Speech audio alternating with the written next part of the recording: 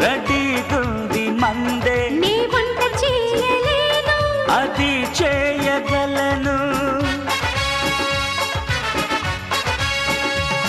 అలా వెళ్ళి వద్దాం సరే నేను సిద్ధం డిన్నర్ చేద్దాం బయట మహాభాగ్యమంట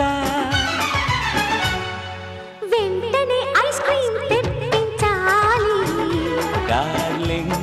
ఏం కావాలో చెప్పాలి మీఠా పాన్ సరదాగా తినాలి డార్లింగ్ నీ మాటనే వినాలి పర్సు కాస్త తీసుకురమ్మంట డార్లింగ్ నీదే ఈ రాజ్యమంట